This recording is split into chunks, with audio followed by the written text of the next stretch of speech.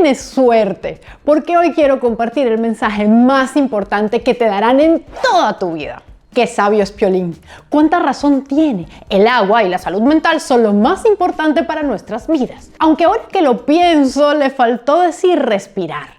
Tendré que editarlo en Paint y devolvérselo a mi tía, la que me da consejos floripondios y embarrados de clichés. Que sí, que la salud mental es importante. Ya todos lo sabemos, a menos que hables del tema con un nonagenario que probablemente te dirá: tener depresión es una moda. Antes, si uno se quedaba atrás, le surtían unos correazos y ya veías cómo se ponía las pilas. Pero exceptuando a los que todavía piensan así, y no necesariamente gente de la tercera edad, que se puede ser mayor por dentro. Digamos que hay un consenso sobre que es un factor determinante en nuestras vidas. Aunque eso no implica que a nivel mundial se haga suficiente al respecto. Es como el cambio climático. Todos sabemos que es urgente, que debemos hacer algo al respecto, pero nadie le da unos correazos. Y a pesar de que al hablar de salud mental tendemos a imaginarnos a todos como una gran hermandad de seres humanos que tenemos que comunicarnos mejor, ser escuchados, aceptados y queridos todos por igual, no hay nada más lejano de la realidad. Exacto. Es escandaloso que además de todos los privilegios que ya conocemos, los ricos además puedan tener mejor salud mental que el resto de los mortales, que por cierto, la salud es un derecho, no debería ser un privilegio. Así que allí están Musk, Zuckerberg y compañía alardeando de su salud mental. Bueno, quizás no elegí los mejores ejemplos, pero las estadísticas respaldan lo que digo. Soy Sabrina Tórtora, esto es Preguntas Incómodas y hoy te contaré sobre cómo afecta el dinero que tienes a tu salud mental. Cómo esto se refleja no solo en la calidad de atención que puedas o dejes de recibir, sino también en sus resultados e incluso en las probabilidades que tienes de sufrir de un trastorno. Aprovecho para invitarte a formar parte de nuestra comunidad de mecenas, tanto por aquí como miembro del canal como por Patreon. Compartimos contenido exclusivo y tenemos un grupo privado de Telegram en el que conversamos lo mal que va el mundo y desahogamos nuestras penas. Yo no soy terapeuta ni nada, pero contesto los mensajes y nos la pasamos chévere por allá. Comenzamos. Te evitaré el suspenso. Tu clase social sí influye enormemente en tu salud mental. Nadie está rebosante de salud mental si anda por ahí haciendo videos de YouTube para pagar el alquiler. Bueno, tal vez el Rubius, pero... En todo caso, no significa que el dinero sea el único factor determinante de la salud mental, pues evidentemente hay otros, como tus genes, por ejemplo. Pero ¿para qué tapar el sol con un dedo? Si nuestra clase social influye en nuestra salud física y nuestra esperanza de vida, ¿cómo no iba a hacerlo en nuestras lindas cabecitas? Como los señalados por Nel González Zapico, el presidente de la Confederación Salud Mental España, quien afirma que las personas con ingresos bajos tienen entre 1,5 y 3 veces más probabilidades de sufrir depresión o ansiedad que las personas con ingresos altos. Y sí, sé que la idea más obvia es que si una persona se ve en aprietos económicos, lo esperado es que se estrese más y probablemente sea más propensa a sufrir de ciertos trastornos mentales. Pero esto es tan solo la punta del iceberg. Estar expuestos a un entorno violento, tener una vivienda precaria, contar con un nivel educativo deficiente que por un lado mantiene a la persona más desinformada en materia y por otro la expone a una comunidad que estigmatiza en mayor medida las enfermedades mentales, son otros de los elementos que van de la mano con la pobreza. Y no importa cuántos mensajes como estos leamos. Recuerden que el Chavo del Ocho nunca tuvo nada y Kiko siempre lo envidiaba. No es lo que tienes, sino lo que eres. La persona que hizo este meme claramente no ha dormido cada puta noche de su vida en un barril. Hay muchos estudios que vinculan la prevalencia de enfermedades mentales a los niveles económicos más bajos. Desde 1958 con el estudio de New Haven y algunos años después, en 1963 con el de Midtown Manhattan, se encontró una relación directa entre la experiencia de pobreza y la perturbación emocional y su uso de las instalaciones destinadas a este tema. Y aquí empezamos a hablar de la gran diferencia que supone en muchos países ser atendido en un centro privado o en uno público. En España, uno de los países peor parados en temas de salud mental en la sanidad pública dentro de la Unión Europea, un chico a riesgo de quitarse la vida recibió su primera consulta a 1 año vista en Madrid, según el diario El País. Y casos como estos se pueden leer con cierta frecuencia. En la plataforma Osoigo, Carlos Pérez expuso el caso de su madre, quien se quitó la vida en 2020 en España. Ella sufría de depresión y ansiedad y habiendo intentado acabar con su vida antes, terminó siendo atendida por privado, pues la sanidad pública tardaba demasiado en darle respuesta.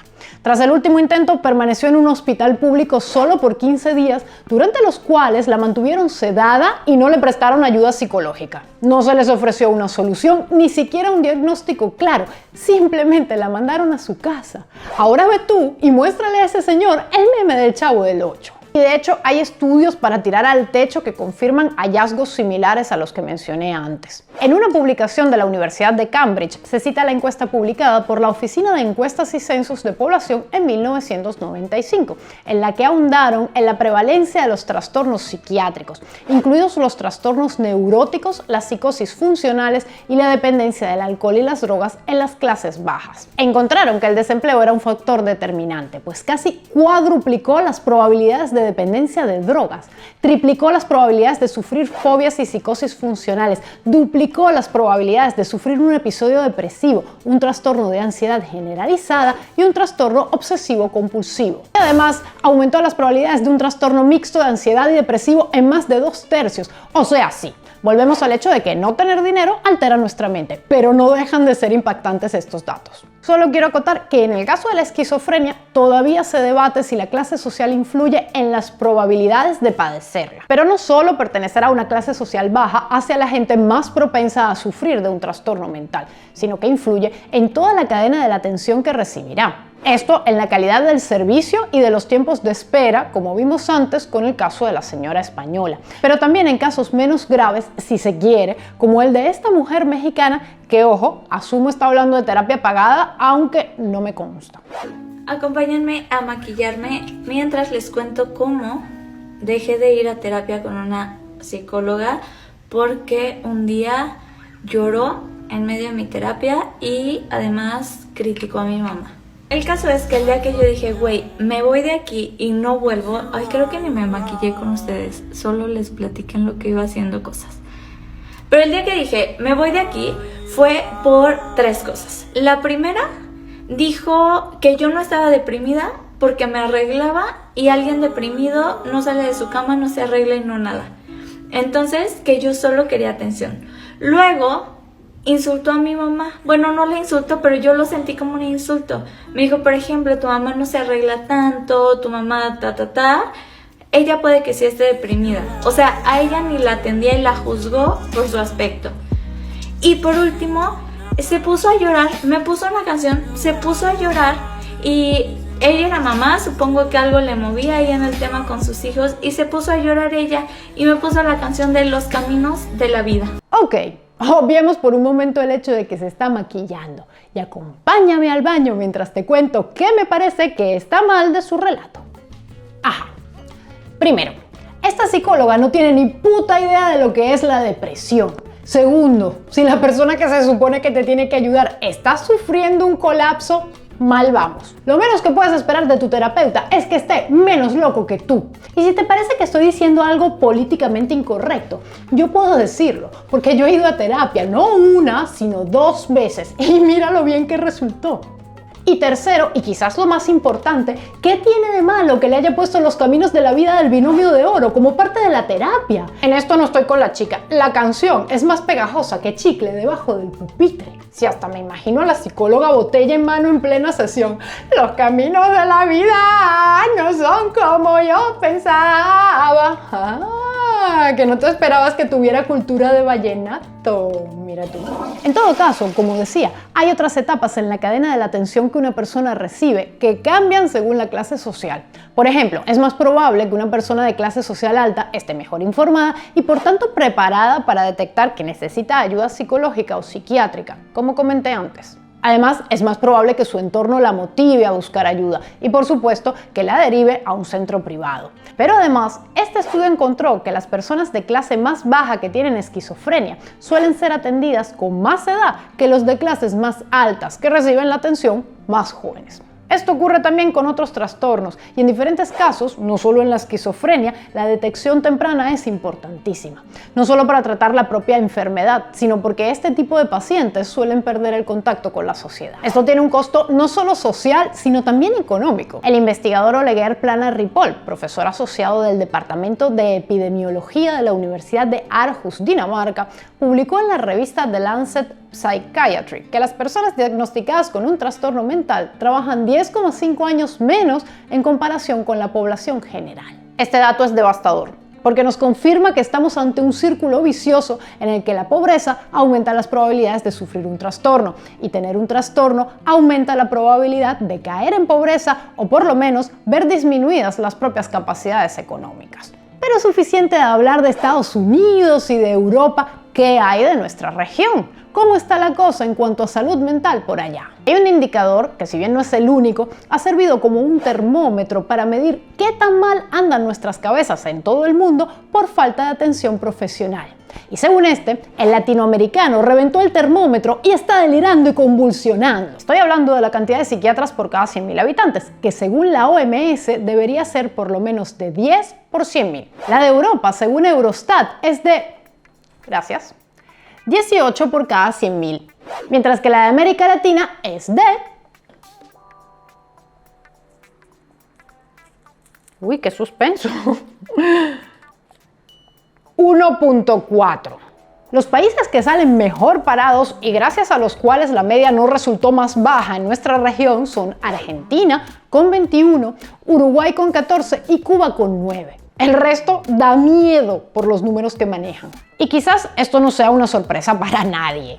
Después de todo, nuestra región se ve afectada por problemas como la deuda externa, un Producto Interno Bruto empobrecido, altas tasas de desempleo y un proceso de urbanización caótico, por no mencionar el clima y la inestabilidad política que tienen repercusión en las psiques de sus ciudadanos, según expertos. Hay un estudio que se realizó con babuinos machos, que son animales que viven bajo una jerarquía muy marcada, con el objetivo de entender mejor el estrés en humanos. Y sé que parece que nos estoy comparando a los latinos directamente con monos, pero tenme fe y déjame explicar mi punto. There's this amazing professor at Stanford called Robert Sapolsky, who in his early 20s went to live with a troop of baboons in Kenya. And it was his job to figure out when are baboons most stressed out. So his job was to hit them with little tranquilizer darts and then take a blood test and measure something called cortisol, which is a hormone that baboons and us release when we're stressed. Pues el estudio encontró que había dos situaciones que estresaban a los babuinos en mayor medida, además de un hombre escondido entre los arbustos lanzándoles dardos en el culo cada 5 minutos.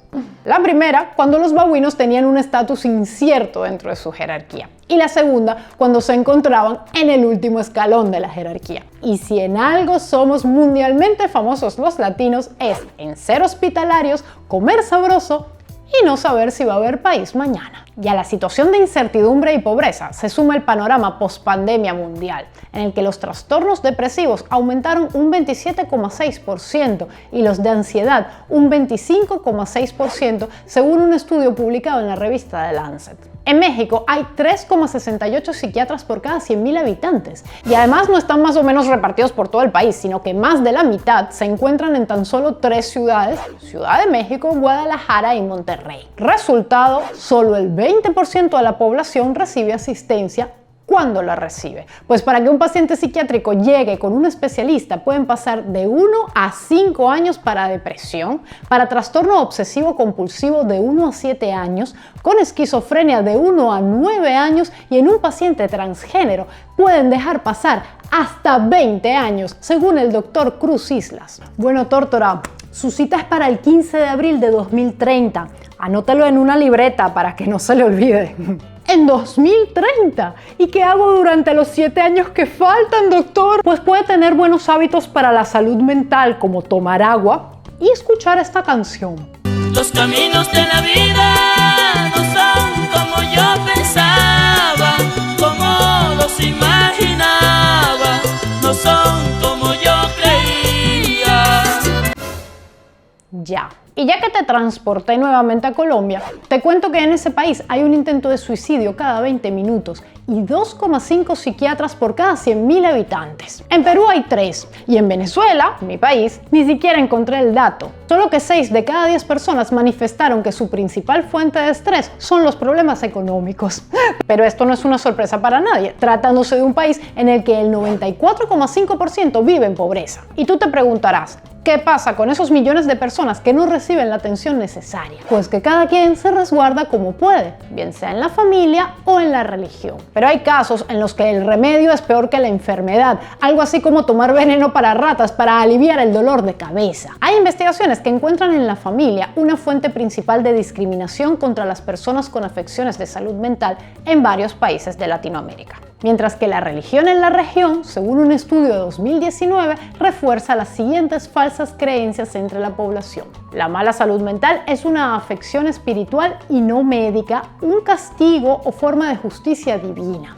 La depresión se da por falta de fe, no orar lo suficiente, comportamientos pecaminosos de los padres u otras personas o la influencia demoníaca, entre otras perlas. Así que si tu familia te bulea y el cura dice que la culpa es tuya por masturbarte tanto, siempre te queda escuchar el binomio de oro.